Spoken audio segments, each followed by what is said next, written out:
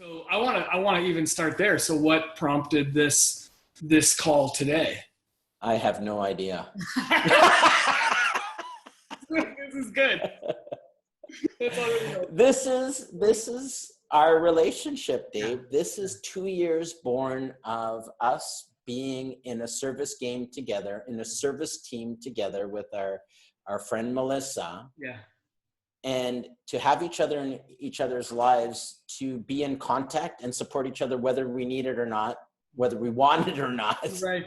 Yeah. And to get on these calls and to just raise the roof, raise the level of consciousness. Yeah. And to be committed to each other in that way, to have a group, because coaching can otherwise, you hear of a lot of peer coaching, and we've both done peer coaching and connected with people via Facebook or whatever, and had those people that you have fun talking to. But we created something where the three of us agreed that we were going to be in each other's lives. We've got our dedicated Facebook Messenger. We hop on regular calls. We're going to be talking tomorrow and then again on Saturday, the three of us, as we work through and support each other with whatever's going on. But yeah, it's a different level of commitment than I think I've experienced with peer-to-peer relationships before. And it has a focus, right? It definitely has a focus, and there's something about having a triad where three people instead of two people coming together, and it's deliberate. That's the other thing, that we made a conscious decision 2 years ago to create a 90-day game. Yeah. We called it the 90-day service game, and there was a money component in with it. So it's a little bit different than the one in the Prosperous Coach regarding the 90-day money game, but it was this idea of us to come together for 90 days to be of ultimate service to each other. Yes. And to the world, right? I mean, and to the world. Yeah. We set our, I remember when we started this, you had the idea, and I loved it, of picking what scared us the most in coaching or service. And then we had to live through that. So mine being, I was scared to death to call my clients on all the bullshit that they would feed me when we were talking together. Like, there'd be these stories that they were so tied to, and I was scared to death to call them out on the story because I was afraid the client wouldn't like me. So that was my focus for our 90 days, was to serve through that calling out of the stories. And then Melissa had hers around money and never being paid. And then what was yours? Mine was about rejection. Right. Mine was about proposing and then getting rejected. Right. So we really came together and said, well, let's try and figure out what service really means, because it's a word that's bantered about. Totally. And we wanted to get an idea what service meant to us. Yeah. So we formed this tight-knit group. And since then, you two have become some of my closest friends. So through this, facing our biggest fear around service and actually deactivating it by facing it right in the face, like it's like a dinosaur's jaws right there, ready to bite your face off. Yeah. We were able to get ourselves out of the picture. Yeah. And I think what we came up with in this 90-day service money game, which is continued to 2 years, where we're in each other's lives, refocusing on what our focus will be, has been this way of being that doesn't exist out there. Yeah. And I think that's what this video is about, because coaching can be a lonely profession.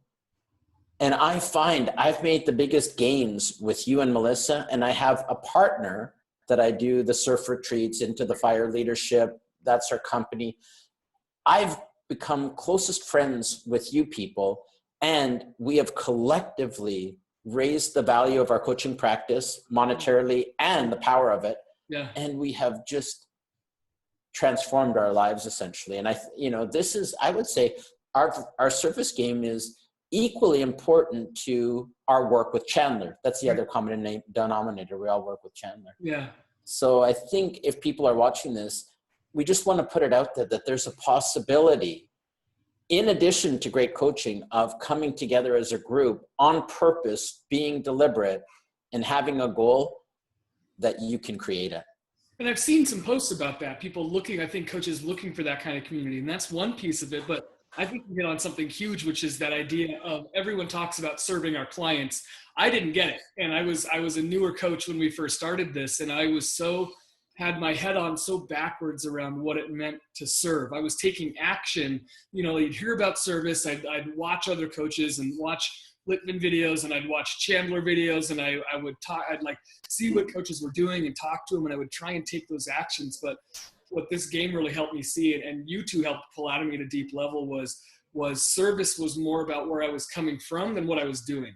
And so now I get like all day long, I do a variety of things, and I have clients who try to have me explain the system that I use, but I don't have a system. The system is just being in service. Because when you're doing that, when you're truly looking out for what's best for your client, it will change what it looks like constantly. And yet it's profound for the client and profound for what I can create in my business by showing up that way. What's really interesting too, as you're talking, I'm noticing that service for you looks different than service for me, than service for Melissa. And I think this is another beauty that came out of this game, is that when you come with your self-stylized way of being of service, A, it's easy.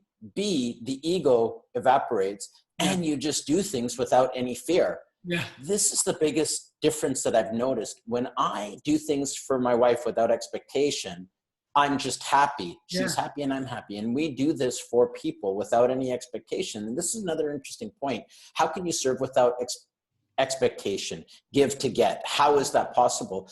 And it's not so easy for us to banter and talk about. It's something you got to know that goes ka-chunk from here into the heart. And I think over 2 years, you've learned it, I've learned it, Melissa has learned it, so that in any given moment, we just know intuitively who to reach out to. Perfect. What to do. And we don't have any idea that we need to get something in return. It's kind of like we put it out in the quantum field, and we know karmically what goes around comes around, and we don't have to figure it all out, and suddenly we're free. It's total freedom, right? Yeah, there's not this tracking anymore of who have I shared things with, when do I cut somebody off, when do I stop? Yeah. What type of investment am I putting in this person, and when am I going to see a return? That fades away. So yesterday you were having kind of a low down the ladder day. And then you get this text from me, which was, I was asking something of you. Tell the viewers what happened. I just remember I was not having a good day. I was really kind of just spinning my wheels all day. I wasn't sure. I want to be in heavy client creation right now. Like I've got clients that are finishing up long-term programs, and I'm really looking at enrolling. Plus I want to I'm shifting some things in my business more to a corporate standpoint and really upgrading for who I want to be working with. So that creates some space for new people to come in. And so there's been a lot of me reaching out and having initial conversations. But yesterday, man, I just kind of felt like I'm looking at the names on my whiteboard and everybody on there, and I'm thinking about who have I contacted, and I'm not hearing back from everybody. And I just was kind of feeling like, shit, I don't know what to do next. Like I just really, and it can get that way as a coach, right? And especially for me, I had a client describe it to me yesterday. He said, I'm a hunter. I like to go out and find people I want to work with and then bring them in. I'm the same way. I'm always out I like to look for my clients and pick them and I want to work with this person. And yesterday I just wasn't feeling it. And then you reached out and asked if we could have a quick talk about some stuff you had going on, and just getting that message and knowing that I was about to talk to you and I was going to have that support, and that it would be a place where I could bring this up. Like we didn't even have the conversation. And before we even talked, I sent out an email, and it was funny. I was checking my inbox before we hopped on this call. I sent out an email to a CEO of a company and his admin assistant. And she just wrote me back and said, thank you so much for reaching out. With all the change we're having, the CEO's been really busy, and here's how it's moving forward now. But it was this email I'd been sitting on for a while. Like I hadn't been wanting to send it, but knowing we were going to chat moved me up the ladder. I went back in, I made the email more funny. I added some more humor in there. Then I had the idea of writing his assistant, who I know she reads all of his emails. So I said, you know what, I'm going to reach out to her first and get her involved in onboarding her own boss into working with me. And, I wouldn't have thought of those things before when I was way down there. So having this group, and even though I knew I was going to get on and help you, knowing I'm about to serve you lightens me up too, because nothing makes me feel better than helping somebody else. There's really something to this, to know that we have each other's backs, to know that I can reach out to you and say, Dave, you did this apprenticeship with Chandler. I'm doing a couple myself. Yeah. What was your lead in like? And you just, that's easy. Yeah. And just can help. And then from there, we just spent 15 minutes on the phone. Yeah.